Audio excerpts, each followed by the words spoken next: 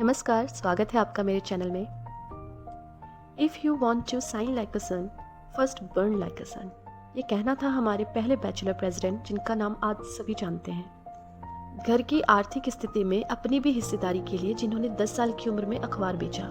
आज मैं आपके लिए एक ऐसे शख्सियत की कहानी लेकर आई हूँ जो बचपन में अखबार बेचने से लेकर भारत की कई मिसाइल और प्रोजेक्ट के उड़ान का कारण बन सके। ये महान शख्सियत थे एपीजे अब्दुल कलाम, जिन्हें लोग मिसाइल मैन के नाम से भी जानते हैं। एपीजे अब्दुल कलाम का जन्म 15 अक्टूबर 1931 में रामेश्वरम के तमिल मुस्लिम परिवार में हुआ था। पेशे से उनके पिताजी जैनुल अबदीन नाव चलाते थे, जो हिंदू तीर्थयात्रियों को रामेश्वरम की सैर कराते थे, और उनकी माँ एक हाउसवाइफ थी। वैसे तो उनका घर छोटा था, पर परिवार बड़ा था। घर में 4 भाई और एक बहन थी, जिनमें कलाम जी सबसे छोटे थे। उनके परिवार की आर्थिक स्थिति ठीक नहीं थी, इसीलिए घर की आर्थिक स्थिति में मदद के लिए अब्दुल कलाम जी ने सिर्फ 10 साल की उम्र में अखबार बेचना शुरू कर दिया। उन्होंने ये काम सोच समझकर ही चुना था। बचपन से ही कलाम जी को नॉलेज गेन करने की बहुत भूख थी, इसीलिए वो कोई अखबार बेचने से पहले उस अखबार को पूरी तरह से पढ़ लिया करते थे। लेकिन एक गरीब मुस्लिम होने की वजह से उन्हें हर जगह कठिनाइयों का सामना करना पड़ा।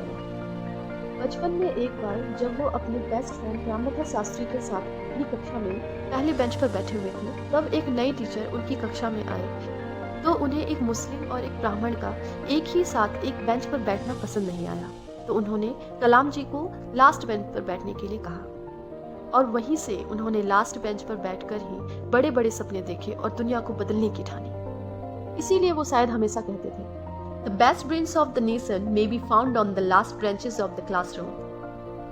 उन्होंने अपनी स्कूली पढ़ाई पास के ही साधारण स्कूल से पूरी की। फिर उसके बाद तिरुचिरापल्ली के सेंट जोसेफ कॉलेज में एडमिशन ले लिया, जहां से उन्होंने 1954 में भौतिक विज्ञान से ग्रेजुएशन किया।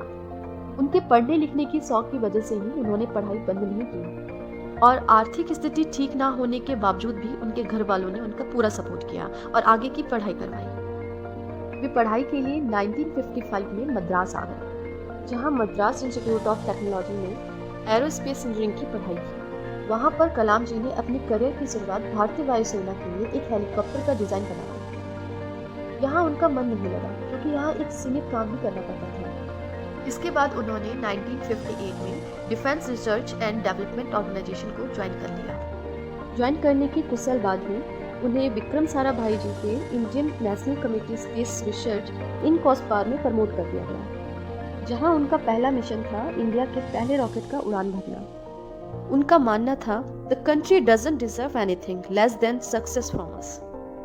बहुत सारी प्रॉब्लम्स के बाद 21 नवंबर 1963 में इंडिया ने स्पेस की तरफ अपना पहला कदम रखा। इसके बाद साल 1969 में कलाम जी इसरो में इंडिया के पहले satellite project satellite launch vehicle SALV के प्रोजेक्ट डायरेक्टर बने। 10 साल की कड़ी मेहनत के बाद उन्होंने इस रॉकेट को खड़ा किया, लेकिन जब अगस्त 1979 में से लॉन्च किया गया, तो सेकेंड स्टेज में कुछ टेक्निकल इशू आने के कारण रॉकेट बंगाल की खाड़ी में गिर गया। अब जब प्रोजेक्ट फेल हो चुका था, तो सारे लोग उन पर सवाल उठाने लगे। तब सतीश धवन, जो उस टाइम इसरो के चेयरमैन थे, उन्होंने इस फेलियर का पूरा श्रेय खुद पर ले लिया। लीडरशिप की तारीफ करते हुए कलाम जी हमेशा कहते हैं, Leader must have vision and passion and not to be afraid of any problem.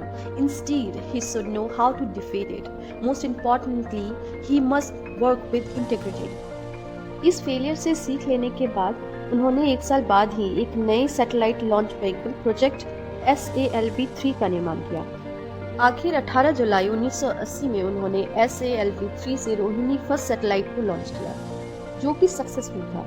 इसके साथ ही India super exclusive club of space faring nation का 6th मेंबर बन गया। इस प्रोजेक्ट के बाद तो उन्होंने पहले इंटरमीडिएट रेंज बैलिस्टिक मिसाइल अग्नि और पृथ्वी जैसे कई प्रोजेक्ट को सक्सेसफुली कंप्लीट किया, जिनकी वजह से उन्हें 1981 में पद्म भूषण और 1990 में पद्म विभूषण जैसे पुरस्कारों से नवाजा गया। इसके बाद उन्हें 1997 में भारत रत्न जैसे सर्वश्रेष्ठ पुरस्कार से भी नवाजा गया। 40 वर्ष तक भारत की सेवा करने के बाद 1999 में कलाम जी DRDO से रिटायर हुए। इसके 3 साल बाद ही वो 25 जुलाई 2002 को भारत के 11वें राष्ट्रपति बने। राष्ट्रपति बनने के बाद भी उन्होंने अपने टीचिंग के ड्रीम को नहीं छोड़ा। उन्हें जब भी समय मिलता वो स्टूडेंट्स को पढ़ाने चले जाते। उनका कहना था, अगर लोग मुझे एक अच्छे शिक्षक के रूप में याद करते हैं, तो मेरे लिए सबसे बड़ा सम्मान होगा। राष्ट्रपति बनने के बाद भी वह कई जगहों पर प्रोफेसर के तौर पर कार्यरत रहे। उन्होंने अपना पूरा जीवन नवयुवकों के मार्गदर्शन और मानवता की भलाई के लिए समर्पित कर दिया और 27 जुलाई 2015 को अध्यापन कार्य के दौरान ही उन्हें दिल का दौरा पड़ने के कारण उनका देहांत हो गया। एपीजे अब्दुल कलाम जी का कहना है कि जीवन में कठिनाइयां हमें बर्बाद करने नहीं आती हैं, बल्कि यह हमारे अंदर छुपी हुई सामर्थ्य और शक्तियों को बाहर निकालने में हमारी मदद करती है। कठिनाइयों को ये जान लेने दो कि आप उनसे भी ज्यादा